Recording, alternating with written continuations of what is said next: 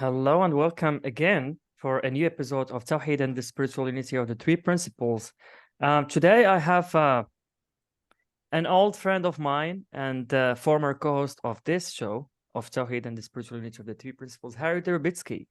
So good to have you with me again. I've been looking forward to this conversation, and especially that the topic today is spiritual exploration of God's plan and 3P in Africa.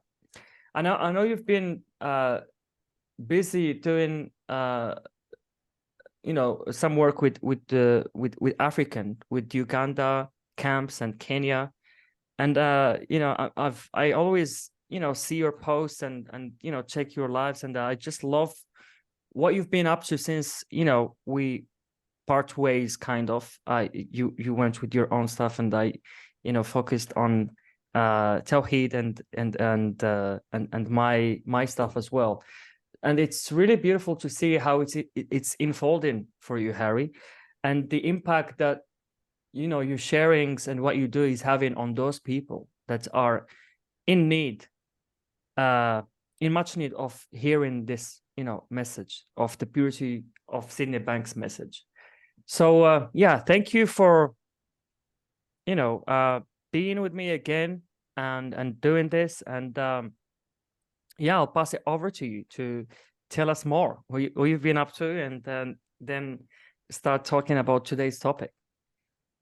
Well, first of all, I was looking forward to getting together again with you, Omar. When you work with someone for a while, the bond is always there. And to rekindle the bond from where we have grown to is the trick, rather than dealing with ourselves in the past.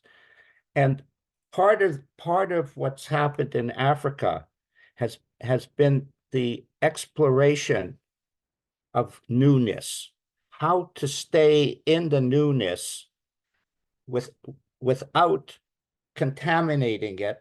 But more important, see, the psychology emphasizes the contamination. That's where they're wrong. And where the answer lies is, how do you keep expanding your consciousness without interfering with it? And what I found as I reached a new level of consciousness was that I just understood how to do that, because I was now working with my direct link to spirit. In other words, I wasn't talking about spirit anymore. I was talking from spirit. And as that was happening, I saw you just don't have to think. And more than that, I saw that it happens spiritually, automatically. And it explodes if there is somebody on the other side who receives it. It's kind of like a pass in football. But if there's no one to catch the ball hits the ground and it's. But if somebody catches the ball, then they run with that ball. Now in Africa, the way I see it is white men in North America have lost their way. Money. The Africans don't have that. But what they have is two things. They have this incredible alive feeling about God, but it's not the Allah God, it's the Christian God. So they have this incredible hope. You have to have hope when you have nothing. And that's what the religion gives them. And then they have the psychological element. They're tired of being unhappy. And because they're tired of being unhappy, they're honestly looking for an answer to, how can I be happy? And I bring the question to them. If you have such faith in God, why are you sad? Because they're answering everything from a religious perspective. But the beautiful thing about the three principles is it's a spiritual psychology. It's not a psychology, and it's not just about the spirit. It connects God and the human being as one. And whatever the reason, and Omar, you must realize I don't know the actual reason, because it's beyond my pay grade type of thing. They get it. Many of them get it in 15 minutes because they've already got the spiritual side. And see, I'm not a psychological teacher, so I'm not talking like everybody else is. And I was trained by God to work as the perfect teacher to them because I'm speaking their language. And that's the idea. So I not only teach in English, I teach in Swahili. But you know, I don't have any Swahili language. So I have these translators who translate with the feeling that I'm talking about. And they hear, and then they want to share with their people because they feel a connection beyond their own individual reality. They feel a connection to community. And they want, as they go raise in levels of consciousness, they start to help the kids. And one of the projects that I'm really into right now is the alcohol department. Africa has a huge, not a small, alcohol problem. So does the rest of the world, but that's beside the point. And within the alcohol department, Phillips is the manager, and 3 people got it and stopped drinking. I don't mean kind of stop drinking. I mean, they don't even like the smell of alcohol. And they're going around and healing all these people. I'm helping them to understand how to do that because that's the coaching part. You have the education of the 3 principles, and then you have the coaching part. How do you operate in this crazy world when everybody is full of yajinga, which is my word for bullshit? And there's a lot of yajinga in the world. We just don't have to look very far to see it. And there's a lot of yajinga in Africa too. But the feeling of beauty, the feeling of love, connected to the feeling of Allah or Christian God, that's powerful. And so they are learning to express themselves where they are becoming the teachers. You see, how can one person, or in my team now of primarily 3 people, powerful people, how can we teach Africa? We can't. They will teach Africa as they embrace the understanding of the principles. And my job is primarily to keep the principles pure, not caught up in the convoluted form that many people get lost in. And that has been a lot of fun. It turns out that I'm pretty good at it. And I wanted to talk a little bit about God's plan. I broke this topic down, Omar, into 3 parts: God's plan, spiritual exploration, and 3P in Africa. So we briefly touched upon 3P in Africa. I'm doing about 20 projects there. And within the 20 projects, there is unbelievable different levels of aliveness. Some unbelievably connected, others a little bit slower connected type of stuff. Some jump very fast and then they stop, just like everywhere else type of thing. And all I have to do is see what's happening.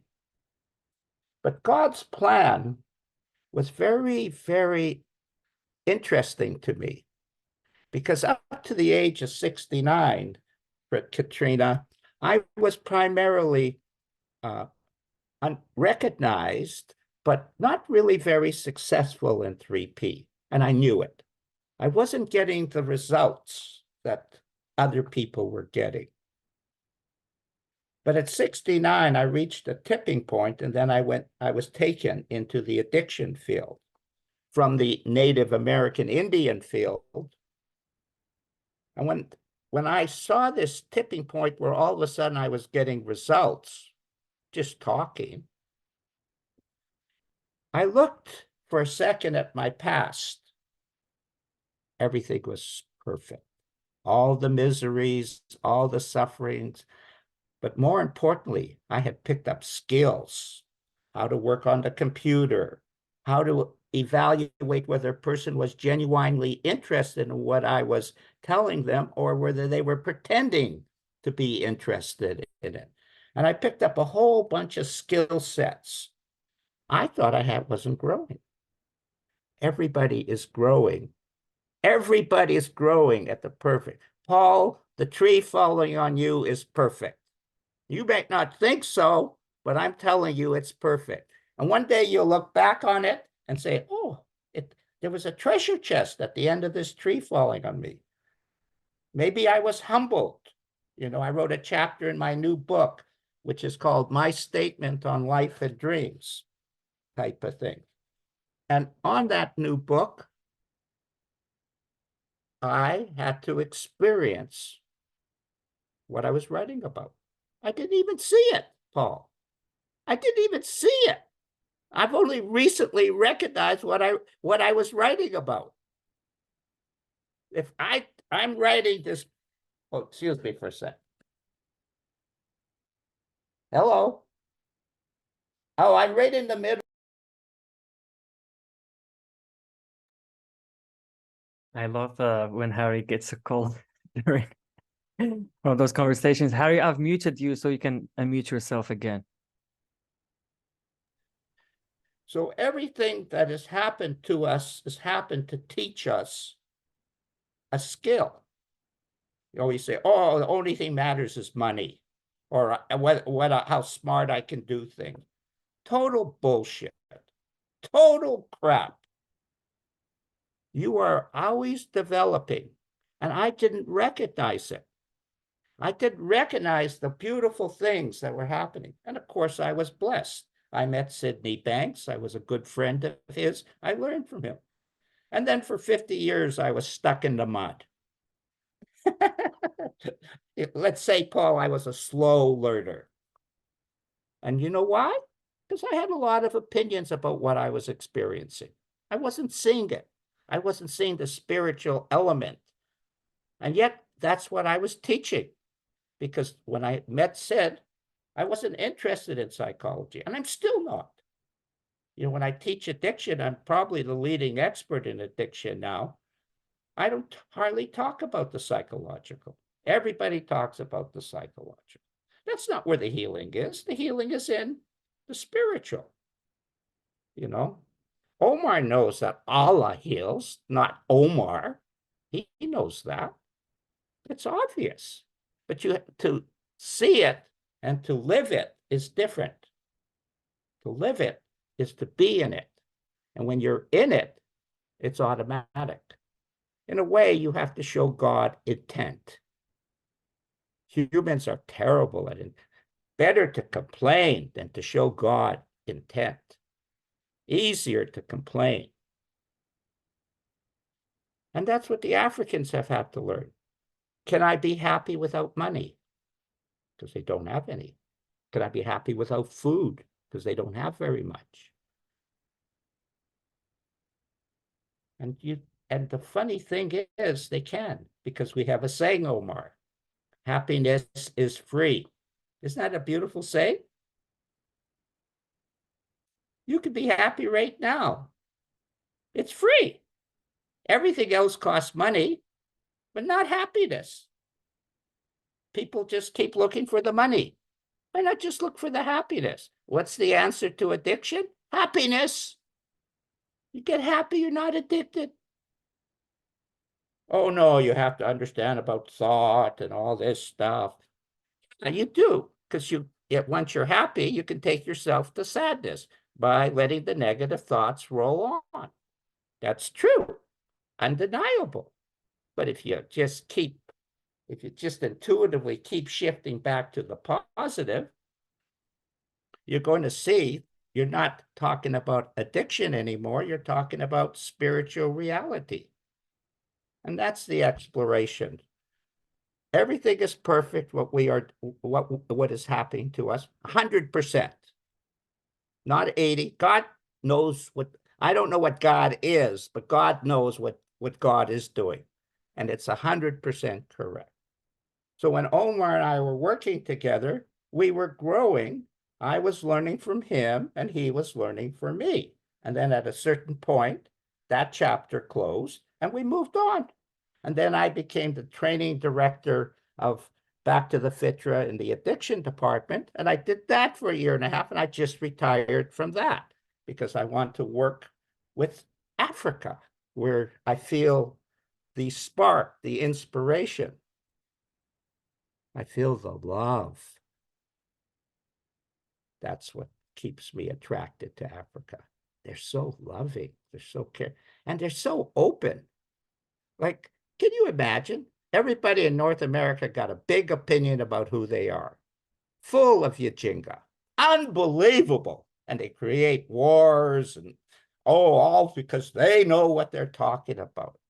And then you got a crowd who has nothing, and they're way ahead of North Americans. Wales, they're way ahead because they understand about spiritual gratitude. And they understand that God heals. They just need to learn that what I teach the three principles is love of God and the role of thought. I say, you got the love of God in spades from church. You really got that together, but you know nothing about the role of thought. So we'll teach you about that and how that connects back to when you have peace of mind, you're connected to God. So you always have to bring it back to God in Africa. Can't leave it in the thought bullshit. Thought's spiritual. It's not psychological the way they teach it. It's spiritual. It's a spiritual creative force that when you walk with it inside yourself, it expresses itself and creates itself. Thought creates itself. It's not a separate individual thing. It's like Paul, he said, oh, the tree hit me. And whatever he relates with his thought is how he feels. Is that right, Paul? The tree didn't mean any harm. I got to be honest. It was purely an accident. See? It was just Beautiful. strange. Yeah, well, that's beautiful. You see, someone else could have the same thing happen, and through their own thinking process will think this is the most horrible thing that ever happened to me. But you're wiser, and you see it but it's still your personal thought that's creating that perception. The tree and the accident was spiritual. How you perceive it is up to you, and you decide to perceive it the way you did, a nice way. And because of that, you don't feel the stigma and the trauma of the tree hitting you. You could. When I came to, that was true. Yeah. Yeah, you could. Yeah, yeah, you could. And that's personal perception, Yeah. which is the Yajinga of the world, or what Sid would call personal mind and ego. So we want to be free. And all that happens in Africa is I get to play in a game I like to play, Omar. And the exploration is the exploration into myself, learning about my true relationship with God. That's all I'm interested in. How do I get closer to the truth about God and myself? How do I get, positive feelings are the road to God. That's great, but I want to be in with the being of God. I don't want to have a theory about it. I want to experience it inside myself. And the joke is, if you don't think, it's easy. And that's how I work on these 25 projects. People say, oh, you're so busy. I'm not busy at all because I'm not thinking. I just let all the good answers come from silence. I go on my e-bike and ride, and then a good idea pops into my head. So I ride back home and get on the computer and put it out. Or I get up at 3 a.m. I have a good idea because I've been resting my intellectual Yajinga, and I do it. It's done. I go back to sleep. It's an easy life. So that's my first ramble. Do you have any a question or something? When I came back from holiday and I had to go to a British hospital because they were after effects. And I was spending a lot of time in convalescent, which meant I was spending a lot of time on my own indoors. And I got to know about a guy called John Main, who's a monk. And I decided that I would follow John Main and see where that led me. And yeah, it's very interesting. It's probably off topic as well, so I'm not going to dwell on it too much. Well, it is and it isn't. You find truth from what life brings to you. Yeah. That's the perfection. Don't follow I have to follow a religion or I have to follow 3P. Whatever life brings you, that brings that feeling that there's something more.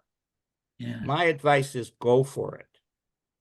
Yeah, I went for it, and yeah, and you got the reward. Yeah, what John is on sometimes the reward is this incredible wisdom, and sometimes it's, oh, that's your Jenga, and I leave it alone now. That's the beauty of it. He calls it prayer without words. So his thing is meditation. And I've always done guided meditation where somebody speaks and you listen and you go with it and blah, blah, blah. This is not like that. You have a mantra and you say the mantra over and over and over again. And they ring a bell at the beginning and they ring a bell at the end. Now, when you first start, you fight it and you can't do it. After a while, you get so that you can do it and you stop fighting it. And usually it's a 30-minute session. But in your experience of it, it only feels like about 5 or 6 minutes. Now, my first question I asked myself was, where was I for the other 24 minutes? And the answer to that, John Main tells me, is that you were in the presence of God. And you're not conscious of that, not on a human level. So those 24 minutes of, and I tell you, it's something that I would recommend other people to try, because it's like having 24 minutes away from life itself. You come out the other end and you feel like really good. I do that. I go on my e-bike and I drive to the ocean and I have the same experience. Yeah. So there's many ways to experience that. Oh yeah. But for you, bullseye. Yeah. For you, it brought that feeling, that deeper understanding. And Absolutely. Life is spiritual, not life is physical. Yeah. The illusion of life is not to be worshipped. The truth is to be worshipped. And it's not really a worship, it's just a participation. But that's beautiful. And when I started writing my book, this book, it was called My Statement on Life.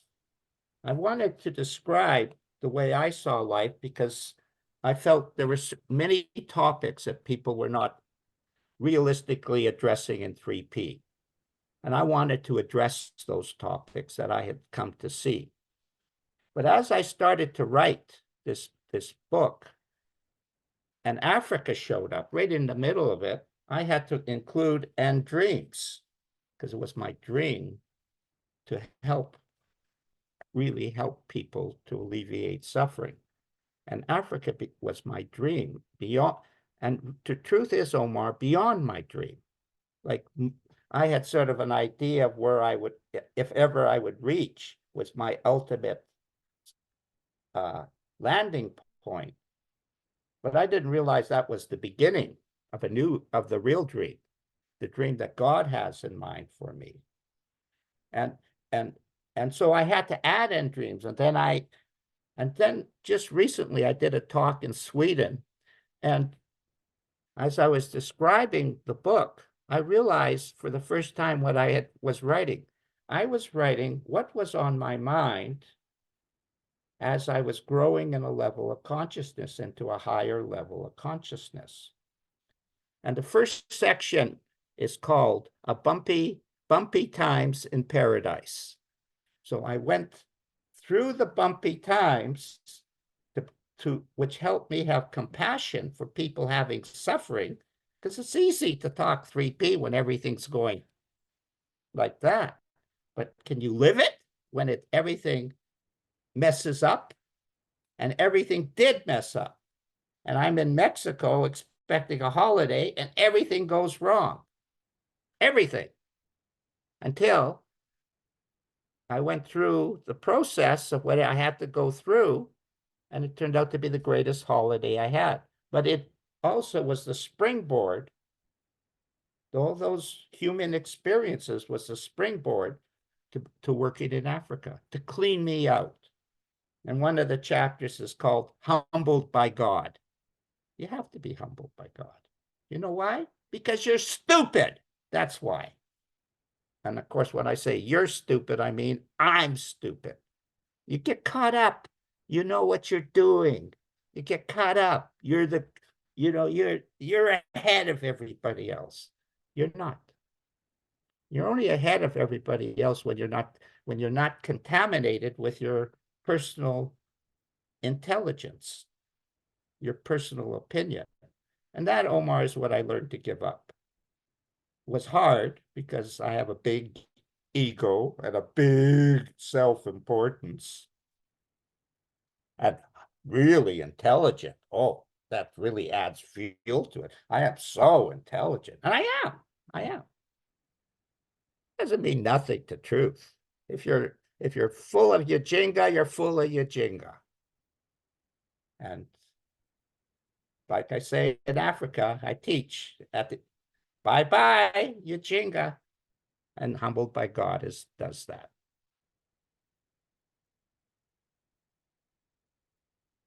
So you have a question?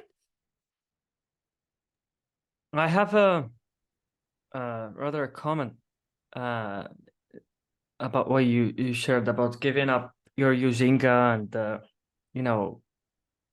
kind of really having a good relationship with your ego, because I don't think we could get rid of ego. No, that would be I'd be dead if I got rid of ego. Yeah, it's your me personal mind. Yeah, me too. But seeing that it's our ego in specific situations, especially when it comes to being offended or being triggered by an event or a circumstance, and really seeing that it's your ego that is trying to protect itself, but your true self has nothing to be afraid of or has nothing to be scared of, because it's intact. It's really divine. It's not of this world of form. That kind of like burst the bubble of the ego, and it's like your ego collapses around that subject, and you're back to sanity again. You're back to who you're meant to be in the first place. She's love, peace, understanding, and all this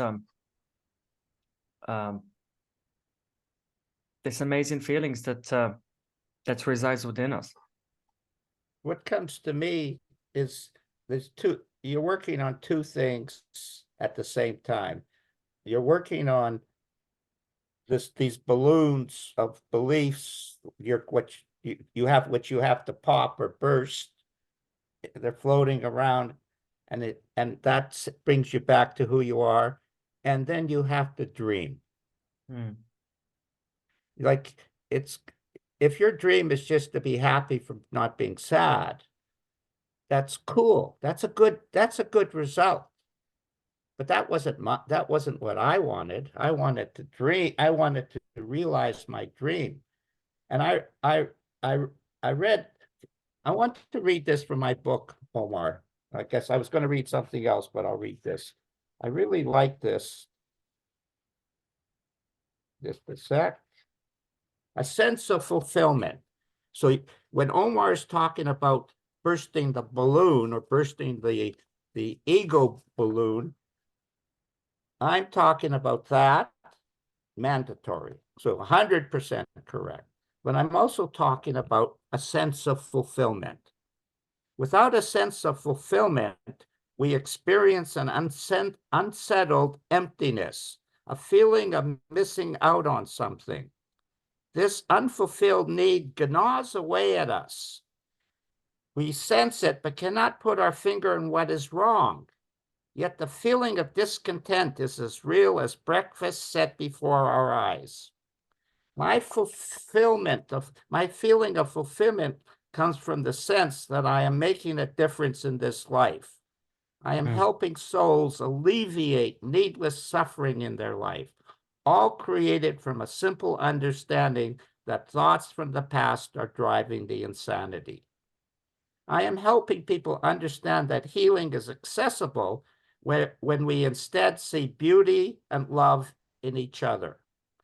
One colleague suggested to me that the most necessary feeling in life is gratefulness. Being filled with gratitude counteracts a sense of emptiness. Without gratitude, we are out of balance because we have lost our connection to God. It is no wonder that we suffer. Being filled with gratitude doesn't have anything to do with speaking ritualistic words out loud. I am thankful for this. I am thankful for that. Being filled with gratitude is a feeling that comes from the depths of one's soul. I'm almost finished. And the natural response is a quiet thank you. There are no finer feelings in life than realizing you are making a difference, walking in God's dream, and contributing to God's plan for mankind. This is my dream for you as well. The divine joke is that you are already igniting the feeling of fulfillment without being conscious of it. You have the power to create a picture of whatever you want with your thoughts. The path you walk might not seem sweet and pretty at first, but when you honestly look deeper, the truth presents itself. And then I wrote this: God needs us and we need God. We are mentored by God mind. We are servants of God. We are messengers of God, and our soul is God. What a fulfilling feeling. So, Beautiful, yes, Harry. yeah. So that was a sense that I didn't understand before I wrote the book. You see, when you write the book, guess who you're writing for? Me, type of thing. But this sense of fulfillment, Omar, listen to this. I was with Sid. We were going to change the world. And the truth was the psychologists came and they did change the world, but I wasn't changing the world. But I went into the Native American mystical expression of life. It was right for me. And it took me down a mystical path. So I wasn't interested in where they were. I was interested where I was going. But I felt empty, Omar, even with the principles, because I wasn't achieving what I knew was possible. I knew one thing for sure, even though I wasn't totally comfortable with it. I knew for sure that 3P alleviates human suffering. I was very clear on that. It answers every question about human suffering. So if it's the ultimate answer and everything else that I looked at is Yajinga or partial Yajinga, then I wanted it to help people.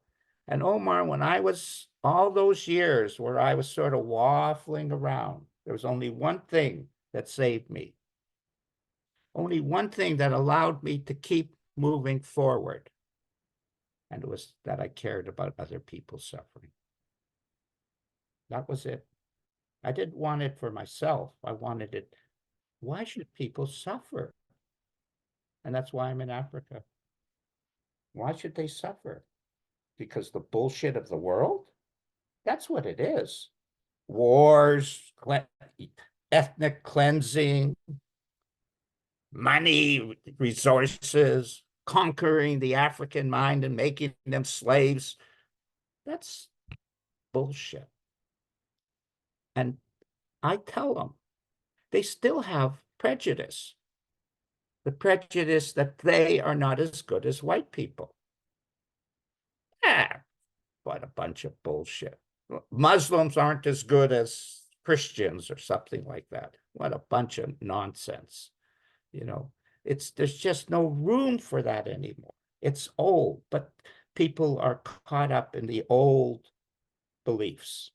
So I have to tell them they're great people. And I love the feeling they have. They don't only know how to dance, you know, but they sure know how to dance. I will tell you that, Omar. You should see the kids. Holy mackerel. What is it, rubber? You know, it's like, you know, but to the music, not like the white people go 1, 2, 3. Yeah, you know, type of thing. Of course, white people can't dance. They can't hear the music. That's why. Everybody can dance. Everybody has, but they have certain portals that are open, more open. They're going to lead the world. Why? Because they had to start from nothing. The people who have stuff, it's just like Christ said, the first will be last and the last will be first. And that's who I am. I'm the last. If anyone would have picked who would not make it in 3P from Salt Spring, everyone would have said, Harry. The only thing is, they didn't realize what I had experienced inside because I was still manifesting all of these problems. And I had a lot of problems, Omar. I actually believed that good ideas and hard work would create success. Imagine how stupid I was.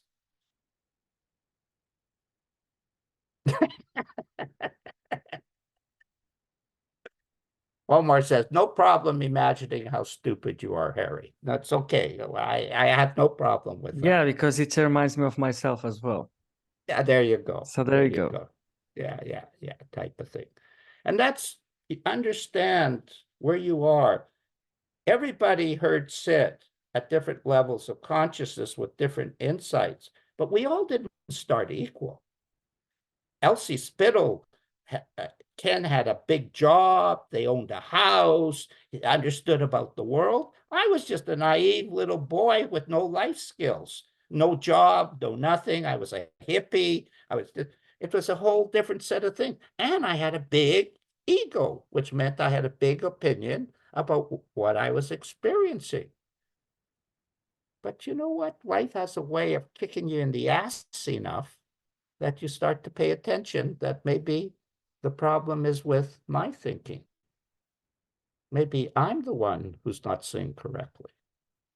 And maybe, just maybe, if I shut that yappy noise out and didn't pay so much attention to it, maybe I'll hear the silence that everybody's talking about. See, the point was, Omar, I had already heard the silence on Salt Spring. So I always knew where the answer was. Always. That was my spiritual experience of oneness. 4 or 5 minutes of pure silence. I wasn't enlightened, but I always knew life was spiritual after that. Stop pretending. If you want to be fulfilled, you have to go spiritual.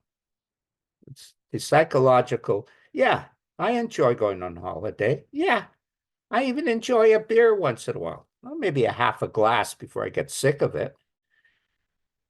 But it doesn't. I'm doing it my way. I did everything wrong. Everything what people told me you shouldn't do, I did. But I followed my own feeling. And in the end, it took me to where I needed to go. And was I surprised, Omar? Totally. I don't even mean maybe surprised. I never expected to be here.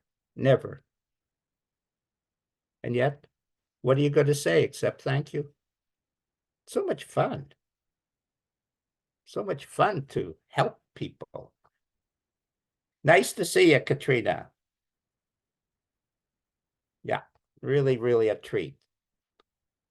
So the journey, the spiritual exploration is the fun. And the only thing that stops it is that's all. And what happens when you go into the silence? You can hear which feelings to trust. And then you hear God talking to you, but not with words. It's a direct thing. I was sitting, Omar, in my back porch with the flowers and everything, and there was a lot of stuff on my mind. It was a mess in Africa. And I had this huge, beautiful feeling. I said, I can trust this feeling. I don't have to figure it out. That's the answer. Learn to trust the feeling. There's nothing to figure out. You're not in charge anyway, Omar. You're in charge of your own personal happiness. Yeah, that's psychology. I agree. I'm in charge of my own personal happiness, but I'm not in charge of the big picture. Omar, I have marketed zero in Africa. They come to me. Zero marketing. And I pick the ones I want to train. And I have an endless amount of people. How does that work? It's like, that's too easy. This is God's plan, Harry. That's it, God's plan. You just tap into, you join God. See, we teach that God's mind and our mind are one, right? We teach that. But it's a lot different when you see it in action, proving itself. And you trusting it because it keeps working. And why wasn't it working before? Because I doubted it. And at different levels. But when I came on your show, like Tom, it was very beautiful. Omar, I was teaching Omar a little bit of stuff and wasn't really seeing him, to be honest. And I said to him, since he wasn't paying me, I said to him, well, you'll pay me in spiritual currency. And he says, well, let's do a show for Muslims. I say, wow, now that is spiritual currency. That is dynamite idea. But just to my surprise, Omar wanted to talk too and express himself. And so we grew for a year and a half, 2 years. We did these shows, and they were really, really, really interesting. 3 years, Harry. 3 years. Wow. Okay. See, who can remember? Yeah. and in those 3 years, Omar went, his mind took him in certain directions, and my mind took me in certain directions.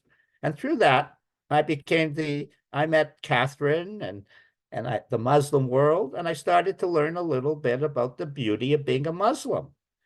So I created a model that nobody in the world can believe in.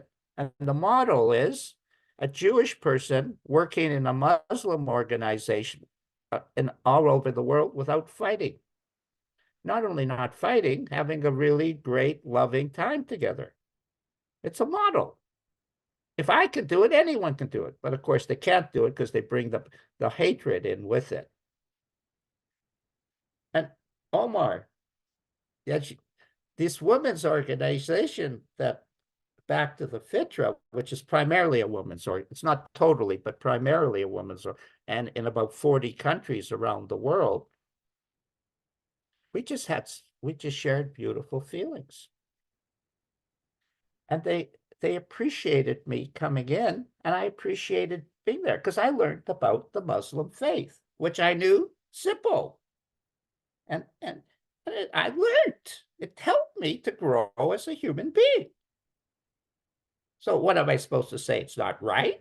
Would it help me to grow as a human being? It expanded my consciousness, expanded my mind. It was very, very beautiful. And it also set the foundation of going into Africa, which is Christian, They're all 100. There is a Muslim influence in Africa, but everyone I'm working with, 100% are Christian.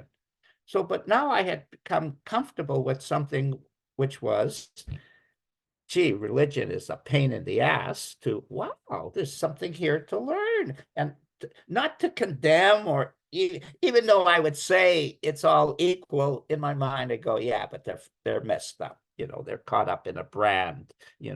It's not true. Spirit is spirit. When Paul had his experience with the monk, it's spiritual. When you have yours with Allah and the Muslim faith, it's spiritual. It's the way you choose to use the three principles to express your faith in God. Nothing wrong with it. It's just, do we have to fight? Type of thing. And of course, within the fighting, you see the yajinga gets bigger and bigger.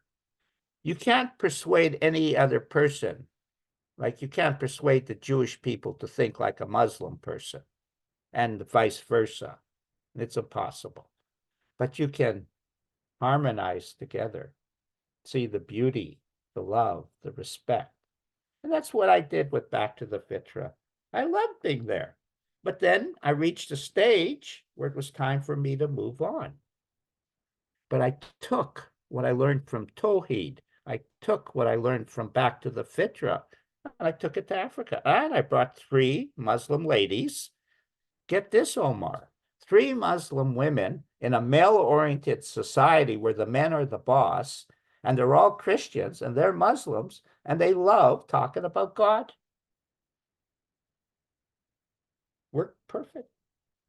What do Muslim women, what did they want to talk about? They wanted to talk about God and the way they see God. What did the Christians want to? They loved. Oh, it's God. That's our topic.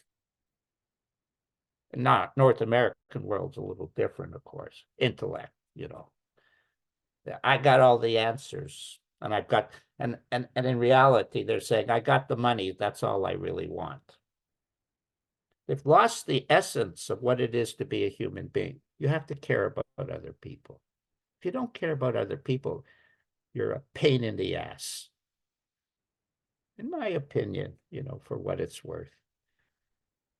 All I know is every time I share some wisdom or an act, I feel better.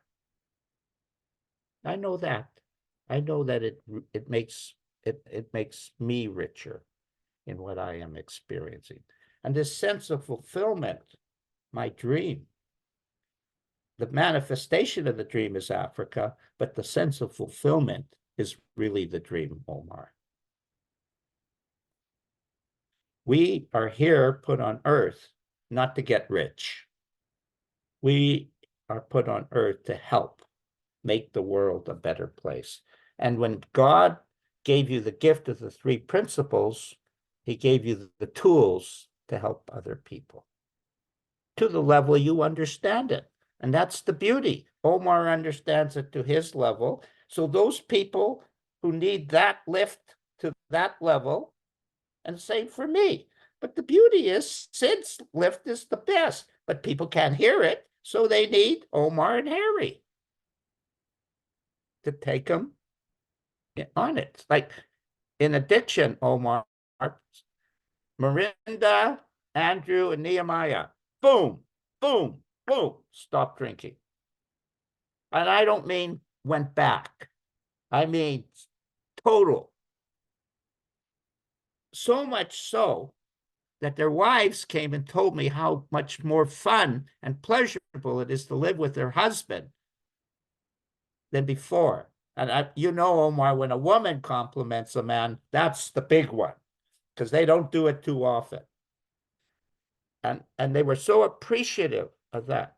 But when they go out to people, it's more increments most of the time. A little bit, a little bit, a little. That's what you are, a little bit. What I am, a little bit.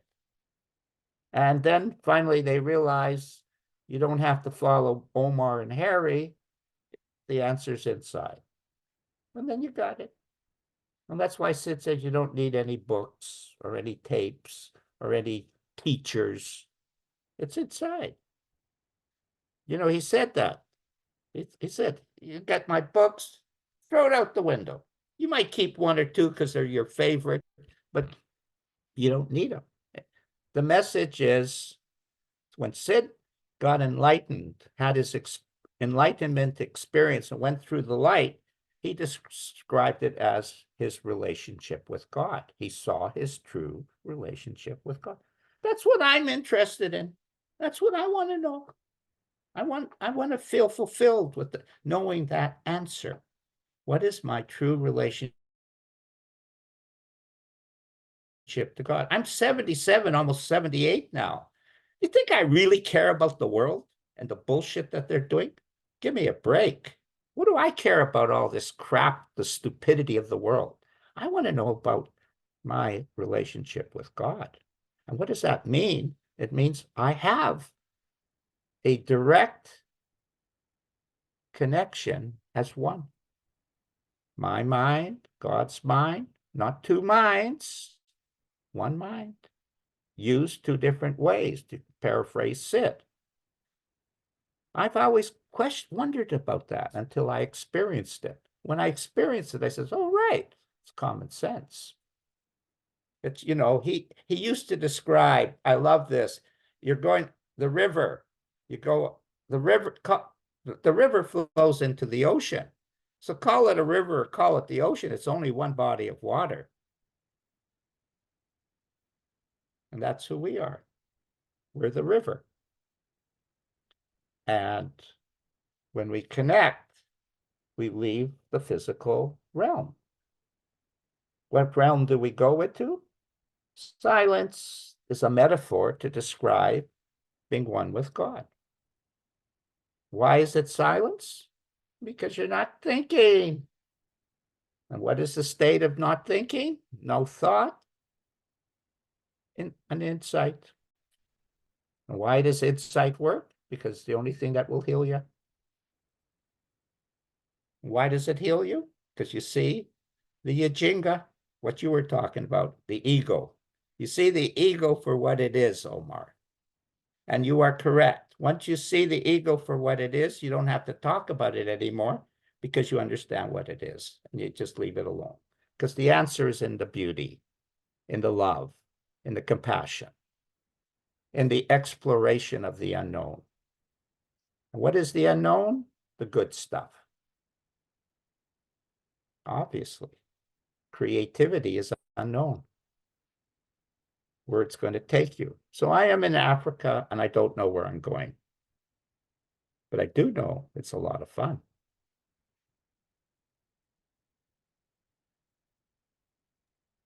Beautiful, Harry. I enjoyed listening to you today. Oh, good. You had grown so It's much. about time. Yeah. It's kind of you got the secret to life.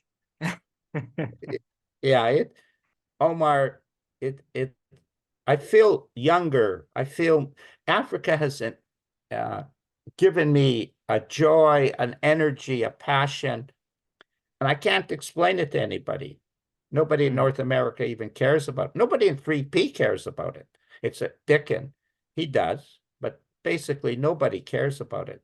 Nobody supports it. Nobody, you can see nobody is here on the show. It's because they just can't pick Harry, I think still people in the 3P community are following where the light is, you know, and this is really this is and we are missing out, you know, we are really missing out, because I do think what you share and what you do is of a paramount importance, you know. And I just love the fact that you're working with Africans, because I don't see or I don't see a lot of I don't see a lot of you know, what's the word? helping the poor. Like, not that, but I don't see I forgot the word, but different people from different religion, from different with different skin color. I forgot the word. I was trying to remember Well, the word. it's diversity, you know, Diversity. Yes, that's the word. yeah. I don't see that, I don't unfortunately. either, Omar. They talk a And good show, but they don't actually, they're working with people they are comfortable with and who understand what they are talking about, rather than diversity is so cool.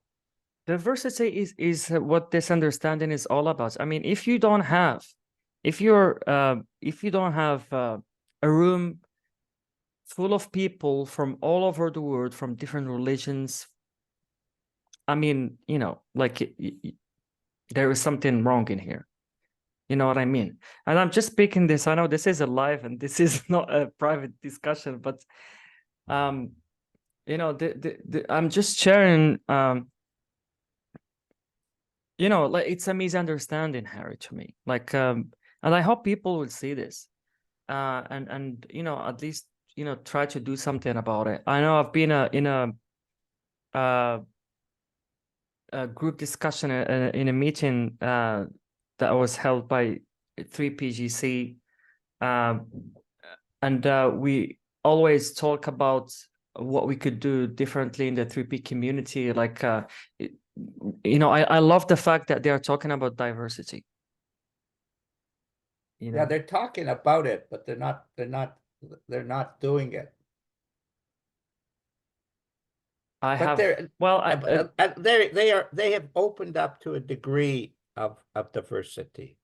No doubt. They had no diversity, you know, and when you went to conferences, you noticed, but you know, oh, the Harry, I background. understand that it was a blind spot, you know, and I'm glad that some people are start seeing that, you know.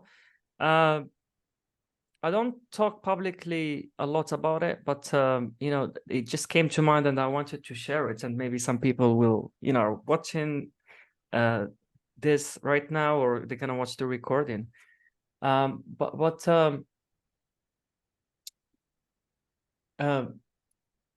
do not make the three principles about the three principles. They are much deeper than that. Like every time I have an idea about what this understanding is, I'm really sidetracked. I'm really losing it. I try always to, you know, just to be blank slate and start from scratch, because every time it comes up differently. And this is, you know, this is the three principles. You know, this is it. It's not about the three principles. What are those three principles? Thought, mind, and consciousness. But it's something much deeper than that. You know, we don't really even need to fathom of or understand. Yeah, I agree with that. I agree with that 100%. One of the surprises, I guess you'd say, realizations in Africa is, you see, Harry's just an ordinary guy, Paul, just an ordinary guy.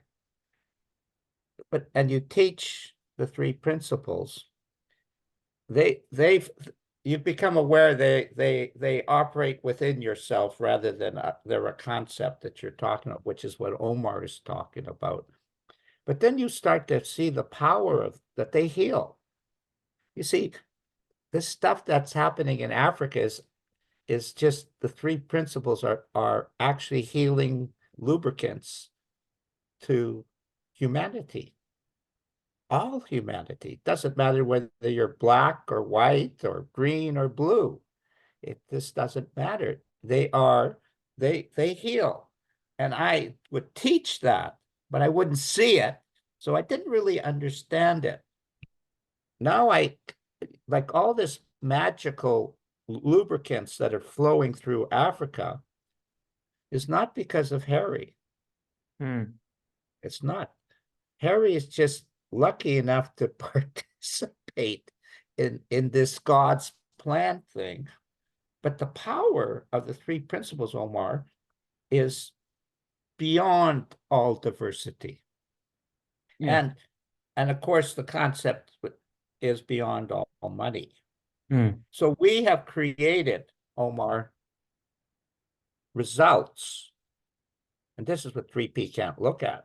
We've created results with almost no money. I mean, Harry, what you're doing is something that you do for the sake of it, always how it's gonna benefit people. So, I'm glad that you know, and you don't need any recognition or someone to recognize what you're doing, because what you're doing is spiritual, and it rewards you, and It's like the biggest, and the biggest reward in the world. That's the most important thing, and I'm glad that you know this, and I'm glad that you keep doing what you're doing, and you don't. Well, I learned something else, Omar. By keeping quiet, I didn't have any interference. I didn't want interference. I'd seen how it works. They take the credit. I didn't want that. I wanted the quiet allowed me to operate within the feeling I saw. And you see, Paul, God gives you the check mark. Nobody else. And if God keeps saying, this is good, you keep doing it. Yeah. And God gives the check mark. But if you start listening to the icons and the people who supposedly know, you're giving away the power. I mean, there are no icons, Harry. Like, this is not about icons. This understanding, it's not about that. And this is what I'm talking about. Totally not about icons. But you have to, your Muslim faith teaches you about detachment, which is unbelievably clean in the Muslim faith. Harry, I'm loving this discussion. And this is something that I had a huge insight, and this is where actually I started my own company. I was scared to death to open my own business. I was like, this is for the big guys, etc. But I heard in an audio tape by Sydney Banks, and he said, some of you in this room might be way ahead of me in 5 minutes from now. Some of you might be way ahead of us, including myself. Like, how humbling this is. I mean, we don't see this now. So I always return to Sydney Banks. Like, this is the only thing I keep listening to, Sydney Banks. I really rarely, listen to anybody else but Sydney Banks, because it just keeps me grounded, and like the message is pure. Thank goodness. And when I heard this, Harry, I was like, oh my God! Like, a week after I opened the company, I don't know how I did this, but it just went effortlessly. I shared this many times, with people in the show and in the podcast, but it just really went effortlessly. Like, I don't know how I did it still, but it was just without effort. It was just pouring out. Yeah. Yeah, I mean, it was just powerful insight. That's what's happening in Africa. It's just that. It's just like watching a miracle, except it's sort of, Sid said you're a participant and an observer. As an observer, where you observe what happened when you jumped a level of consciousness, when you heard what Sid was talking about. But you participated. You were also in the movie. It wasn't just you were watching the movie, but you were in the movie. That's a lot of fun. Oh, that's a lot. Like, what you experience is pure. You are the actor who's watching himself. Yeah. And what fun it is to be in the movie too. You know what is fun, Harry? That it's possible for everybody else, for anyone. Garrett, if a dummy like I can do it, anybody can do it. Absolutely. Yeah, it's possible for anyone to to see something deeper than they see right now. There's always more to see. And that's And just amazing to know. that's why I wrote my statement on life, and then I had to add, and dreams, because there's always something more. And the dreams are where the fun is.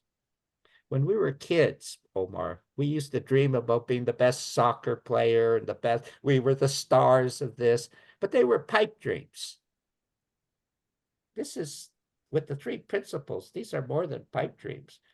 Opening up your own business, Omar, which is it's a pretty big task, is a dream. And you, like when you were starting with me back 4 years ago or 5 years ago or whatever it was, that was your dream, that you would be able to open up your own service operating from your wisdom. And not only make a few dollars, but to help people in a pure message rather than a better mousetrap. You see, Omar, I want to just say this for a second. Addiction is bullshit, what they're teaching. But get this, people. It's grown in its bullshit. It's worse now than it was a year ago. 1,000 times worse. The crap that they're putting out is just unbelievable, Omar. And then you come along and you create the Red Sea like Moses did, and a path to walk across the sea. It's a different world. The crap is growing, Omar. Don't pretend. It's growing. Yeah. It's not love is not winning. Love is winning in you. Yes, but not in the world. So that's why we do what we do, Harry. We share God. To have as many people as possible to have the love winning in themselves. So because when this happens, you treat the world differently. You are another person in this world. You see beyond what the form or the facial expressions and the sickness. Yeah. You see deeper beyond the sickness. You see the innocence. Yeah, that's the beauty. That's amazing. I think this is what going to change the world. Like seeing the innocence, because like if you take things as they are, like someone coming and cursing at you for no reason, and you take that, you'll be offended. But being offended is not going to change anything, is not going to help. And I know we are just human beings, and if I'm in my thinking, I will take that offense and get offended. But if I get to see that this person was worked up or something happened to him or her, and they are lost in their thinking, and they are doing the best they can to feel good, but this is what they know to do, and that's how this behavior came about. So if I get to see that, and I'm not saying I'm perfect of seeing this every time, but when I catch myself doing that, it's just it's different. It hit the person differently, and the person calms down, and they could thank you afterward. That you didn't take what they said personally, and they might even apologize to you and said thank you. And that could change them. Yeah, it does. So imagine change. This happens in the world right now, more often. I mean, we wouldn't see what we see right now. This wars, this racism, this genocide, this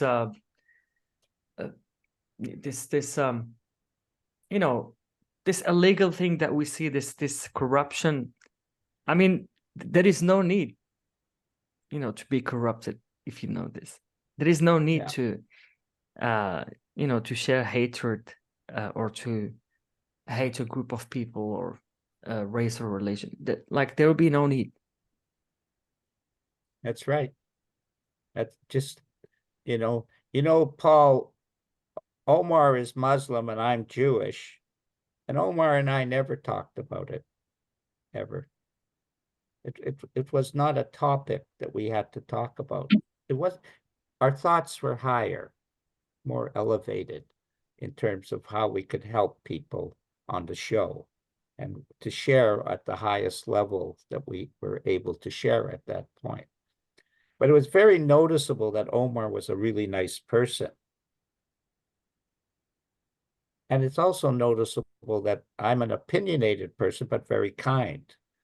And so we never, it never was a dispute or even a discussion, because when you're in the principles, you're above Muslim, Jewish, you're into Allah and God and spirit. That's what I call God, spirit. And or mind, the universal mind. I don't use that word much, Omar, now because I'm in Africa, but mind. So we allowed the growth to maximize its between us, what we had to learn. We allowed that to happen by not getting into the Yajinga. And what you learn. You got one of each. We have a Jew, and we have a Muslim, and we have a Christian. So we've got one of each. One of each. One of each. One of each. Yeah. And I'm very much of the opinion, and it's taken me many, many years to come to it. And it's not an opinion, it's now a firm belief that I have a personal God, and that personal God dwells within. And so when I want to talk to him, I look inside, because that's where he is. And what that personal God tells me over and over again is that everyone in this world, we're all made of the same stuff. We're all his creation. It's not up for me to like, dislike, judge. It's not up to me. It's not my ball game.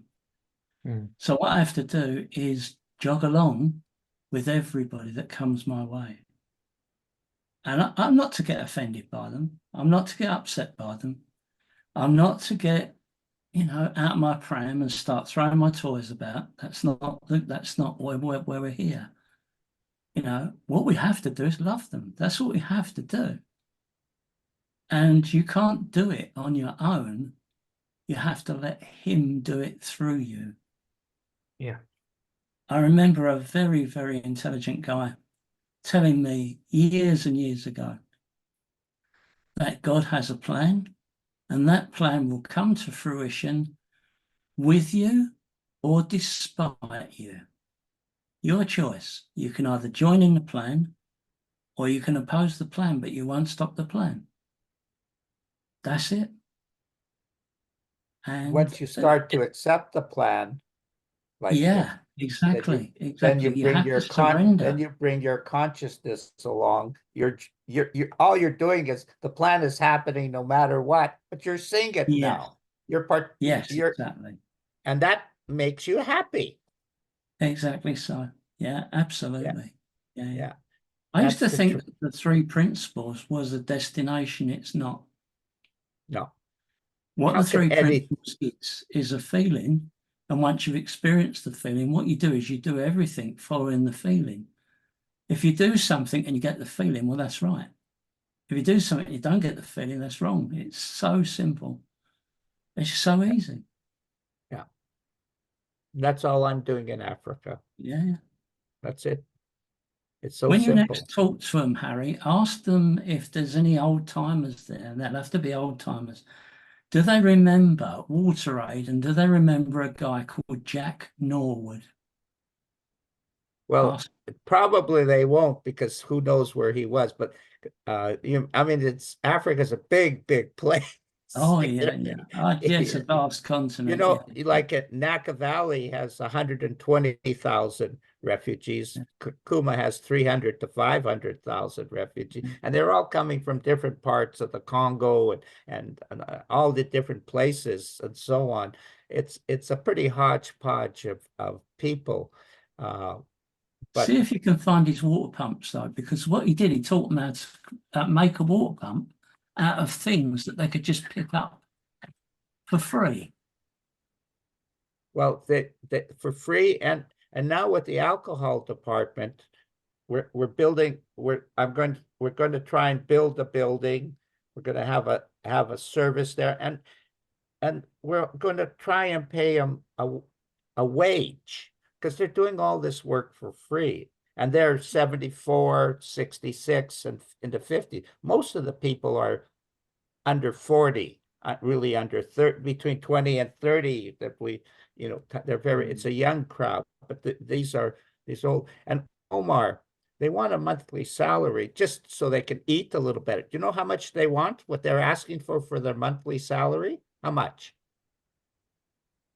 $100, 50. $75 a month. Wow. That will make the world a difference. That will allow them to feed their children without starving, etc. And they're doing all this work. This alcohol department, Paul, is probably the #1 alcohol department in 3P, bar none. Probably the best ever. And they're doing it for free. Mm. Well, they're not doing it for free. They're getting the rewards of learning their trade. They're learning the rewards of helping people, but they're not getting any compensation for it at all. And they're doing it. Mm. That, Omar, was Salt Spring. We weren't paid, but we shared. And we shared enough to the point where the psychologists came and saw us as the fruit. And as the fruit, they took that, and then they took it into their world. A few went with them. I didn't. I went a different route. But in the end, I came around and I joined with them. Harry, what's your how do you want to conclude this beautiful session? Let me read something. We're almost 1 hour, 20 minutes. Yeah, we should finish it up. Yeah, this sec here. Yeah, this book is really different, Paul. You should get it. You'll enjoy it. And because I wanted, the first section was called bumpy times in paradise. The last section is called, and nobody's written on this, Omar, mathematics and truth. So I've written that, but I wanted to read, no, I'm going to go short. Chapter 37, conclusion number 3. God equals love equals pure thought equals inner happiness equals pure consciousness equals mind. And then I have a quote by Sid. You'll love this one because you teach this. The word does not carry truth. The word is a guide that leads you to it. You must go beyond the word to the nothingness and let the wisdom come out. Sydney Banks, Oneness of Life, Hawaii Lectures. And that just seems like we have to go into the nothingness, people. Stop bullshitting. Beautiful, Harry.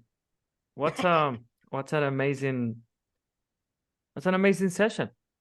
Yeah, it's a great session, Omar. I'm really glad we were able to do it. And I love hearing your contribution to what you're feeling. And so I haven't felt like I contributed much, but I really wanted to listen to what you've been up to and you're sharing, and yeah, it's such a joy to listen to you, Harry. So thank you for just a sec. You contributed to the diversity talk. Yeah. Yeah.